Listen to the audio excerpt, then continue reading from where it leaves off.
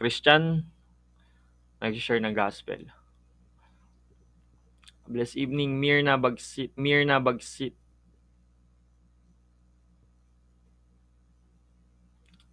Inviting po ladies who want somebody to talk to and share the word of God. I'm here to help po. Yun ang sabi ni Clemente Josie.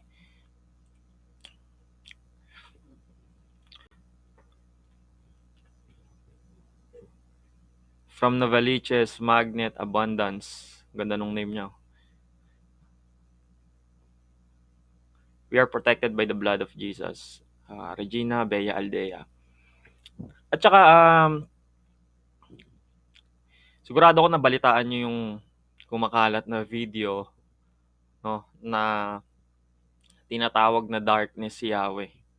Evil si Yahweh dahil murderer si Yahweh, yung Diyos sa Old Testament, murderer. Sigurado ko narinig niyo yun, no? And recently, di ko na siya nagawa ng reaction video kasi sobrang dami nang nag-react doon ng mga Christian. Parang may conviction ako na kapag ginawang ko pa, mas lalong may expose yung video nila. Mas maraming makakanood. Kasi may mga tao hindi pa nakakapanood eh. Then recently ito, parang natanggal sila dun sa radyo na pinag-aanuhan nila. And ito yung napansin kong observation.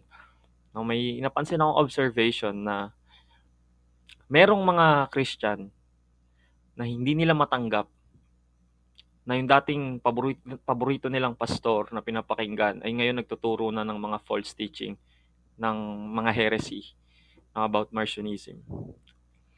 And kaya lagi ko sinasabi 'di ba sa mga video ko na wag kayong magre-rely sa tao. Sa akin, huwag kayong makikinig sa mga pinagsasabi ko. Always go back to the scripture to test kung ano yung mga pinagsasabi ng mga paborito nyong preacher, pastor na napapakinggan nyo online. Kasi katulad nun, hindi nila matanggap na yung taong yun ay nagtuturo ng heretic.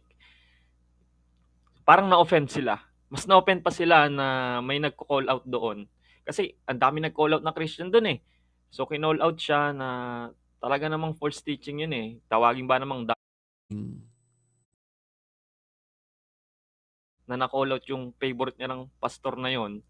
Instead na ma-offend sila sa pinagsasabi nun na demonyo ang Diyos sa Old Testament. And yun yung delikado. Kasi kapag nag-rely talaga kayo sa isang pastor, isang preacher na paborito nyo, kumbaga lahat ng sinasabi, pinaniniwalaan nyo na, hindi nyo na tinetest, yun ang mahirap. Hindi nyo napapansin, nagko-commit na kayo ng idolatry. No? Hindi nyo napapansin na nagko-commit na kayo ng idolatry. Diba, sabi nga sa Bible, trust no man. Let all man be a liar, let God be true.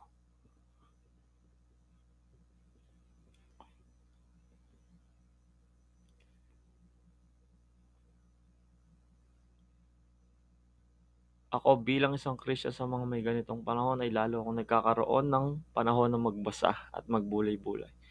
Dapat hindi lang sa panahon na good mood tayo, hindi lang sa panahon na feel natin on fire tayo na magbasa ng Bible. Hindi lang doon eh. Dapat mas magbasa tayo sa panahon na tinatamad tayo, hindi natin feel. Kasi ganun ang umatake ang kalaban eh.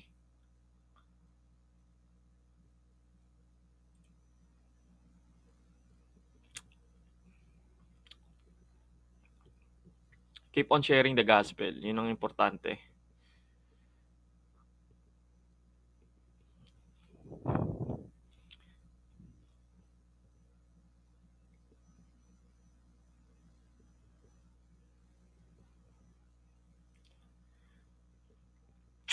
Kasi isa yan sa way kasi ang daming question na paano kami mapapalapit sa Diyos? Paano namin mararamdaman yung presence ni God? Paano namin siya maririnig? Kung kinakausap niya ba talaga kami? Most of the time, God will talk to us through His words sa Bible. So, paano mo malalaman na ito yung will ni God para sa'yo? Kung hindi mo naman alam yung will niya. Kung hindi ka naman nagbabasa ng Bible. Importante talaga yung pagbabasa ng Bible, no? Hindi mo makikilala ng lubusan ng Diyos kung nagbabasa ka lang ng Bible tuwing Linggo, tuwing nagcha-church ka, do'n ka lang nakakarinig ng mga Bible verse. Mahirap 'yun,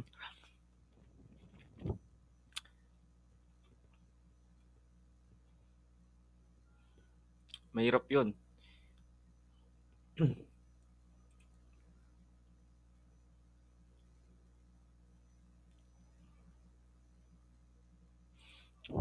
Tsaka 'pag may mga gano'ng pagkakataon na expose na, obvious na ano talaga false teaching, 'di ba? Alam niyo naman 'yun, eh, 'di ba? Lalo kung ano, kasi kapag deep yung relationship mo kay Jesus, yung fruit ng Holy Spirit, yung gift ng Holy Spirit is discernment. Yun yung pinaka-importante ngayon. Sa panahon ngayon, napaka-importante ng discernment. Sobrang halaga niyan. Sobrang nagkalat ba naman, eh, itong social media, kung sino-sino na lang gumagamit, 'no? Ang daming self-proclaimed prophet. Napakahalaga ng discernment. Sobrang halaga niyan ngayon. Kailangan natin ng, discernment. Madi-discern niyo agad kung biblically ba yung pinagsasabi o hindi. Tsaka kung makulot man yung paborito niyong preacher, huwag kayong ma-offend. Mas ma-offend kayo kung mali yung tinuturo. Jesus nga kung ano, 'di ba, kinondemn niya yung mga Pharisees tsaka mga scribes. Kasi kung ano-ano yung basahin nga natin. Sige. Kung paano makipag-usap si Jesus sa mga Pariseo, no? Yung ngayon kasi mga Christian yun, ang daling ma-offend eh. Na ano lang yung favorite nilang pastor, na-offend na sila. Tatawagin na yung ano, pag nag-call out, oh, judgmental, judgmental. Eh, obvious na nga, false teaching na nga yung tinuturo sa inyo. No, hindi dapat sa tao nagre-rely. Dapat kay Jesus. Let all man be a liar, let God be true. Sa Matthew 23, ito share screen tayo. Total, andito na naman tayo.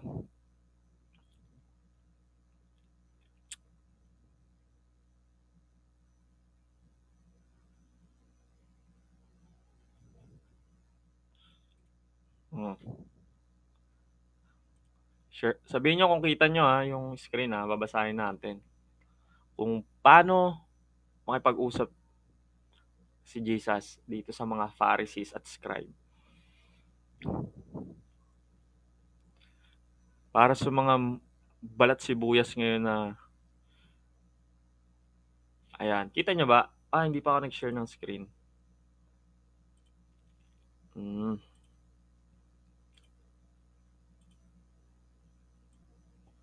Ayan.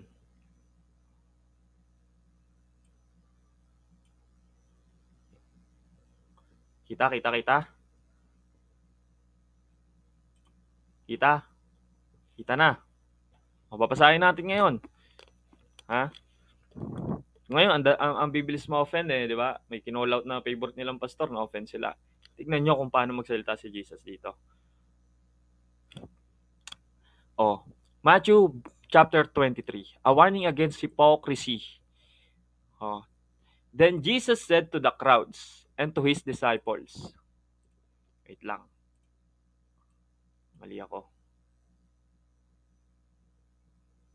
Ayan. Kita na. Sorry. Ayan. Kita na Matthew chapter 23. Huwag nyo na yan nyo na hindi ako kita. Basta nababasa nyo. Importante. Then Jesus said to the crowds and to his disciples, the teachers of the law and the Pharisees sit on Moses' seat. So you must be careful to do everything they tell you. But do not do what they do, for they do not practice what they preach. Grabe si Jesus dito. They tie up heavy, cumbersome loads and put them on other people's shoulder. But they themselves are not willing to lift a finger to move them. Everything they do is done for people to see. They make their phylacteries wide and the tassels on their garments long. They love the place of honor at banquets and the most important seats in the synagogues. They love to be greeted with respect in the marketplaces and to be called rabbi by others. But you are not to be called rabbi, for you have one teacher, and you are all brothers. And do not call anyone on earth Father, for you have one Father, and he is in heaven. Nor are you to be called instructors, for you have one instructor, the Messiah. The greatest among you will be your servant. For those who exalt themselves will be humbled, and those who humble themselves will be exalted. Woe to you, teachers of the law and Pharisees! Ito na, harsh si Jesus dito. Woe to you, teachers of the law and Pharisees, you hypocrites! You shut the door of the kingdom of heaven in people's faces. You yourselves do not enter, nor will you let those enter who are trying to. Woe to you, teachers of the law and Pharisees, you hypocrites! You travel over land and sea to win a single convert. And when you have succeeded, you make them twice as much a child of hell as you are. Woe to you again, blind guides! Grabe oh. Ikaw sabihan ni Jesus sa ganyan, solid. Woe to you, blind guides! You say, if anyone swears by the temple, it means nothing. But anyone who swears by the gold of the temple is bound by that oath. You blind fools! Grabe to. You blind fools! Which is greater, the gold or the temple that makes the gold sacred? You also say, if anyone swears by the altar, it means nothing. But anyone who swears by the gift on the altar is bound by that oath. You blind men! Which is greater, the gift or the altar that makes the gift sacred? Therefore, anyone who swears by the altar swears by it and by everything on it. And anyone who swears by the temple swears by it and by the one who dwells in it. And anyone who swears by heaven swears by God's throne and by the one who sits on it. Woe to you! Diba? Talagang harsh si Jesus dito sa mga Pharisees at scribes, no? Oh, woe to you, teachers of the law and Pharisees, you hypocrites! You give a tenth of your spices, mint, dill, and cumin, but you have neglected the more important matters of the law: justice, mercy, and faithfulness. You should have practiced the latter without neglecting the former. You blind guides! You strain out a gnat but swallow a camel. Woe to you again, teachers of the law and Pharisees, you hypocrites! You clean the outside of the cup and dish, but inside they are full of greed and self-indulgence. Blind Pharisee, first clean the inside of the cup and dish, and then the outside also will be clean. Woe to you, teachers of the law and Pharisees, you hypocrites! You are like whitewashed tombs. Alam niyo yung yung libingan, 'di ba? Maganda sa labas, 'di ba, yung mga libingan ng tao, which look beautiful on the outside, but on the inside are full of the bones of the dead and everything unclean. Pero yung loob, 'di ba, mga nabubulok na buto, madumi. In the same way, on the outside you appear to people as righteous, but on the inside you are full of hypocrisy and wickedness. Pa, ngayon pag may inano ka, umaano na lang sa emotion eh. Nasasaktan agad eh. Woe to you, teachers of the law and Pharisees, you hypocrites! You build tombs for the prophets and decorate the graves of the righteous. And you say, if we had lived in the days of our ancestors, we would not have taken part with them in shedding the blood of the prophets. So you testify against yourselves that you are the descendants of those who murdered the prophets. Go ahead, then, and complete what your ancestors started. You snakes! Tingnan nyo naman.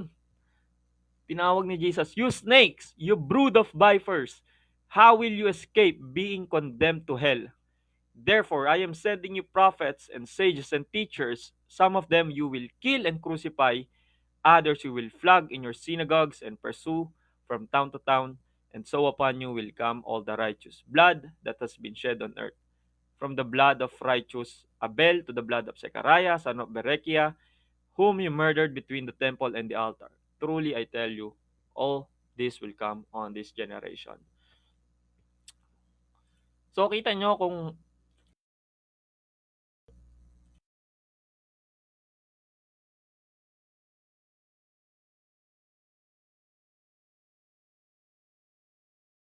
yan. Kita nyo kung paano i-call out ni Jesus itong mga Pharisees na to, itong mga scribes na to, ito yung mga religious people.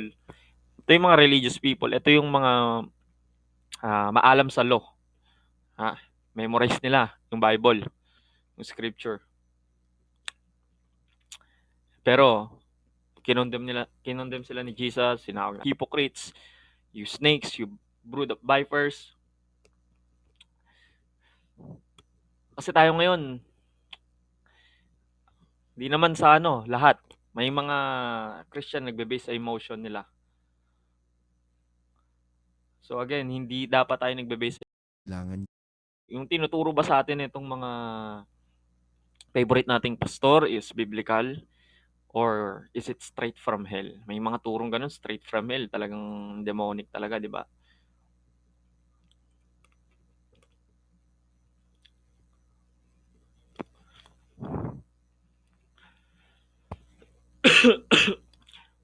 Medyo inubo.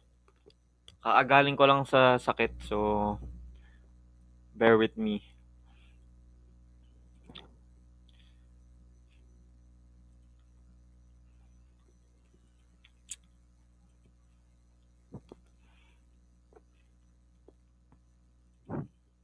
Yung may binabasa ko ngayon,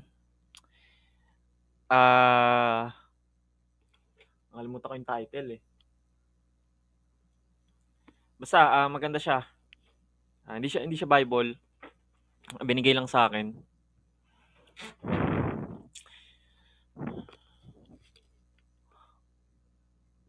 Nasa mga huling araw na tayo at malapit na ang pagbabalik ng ating Panginoong Hesukristo.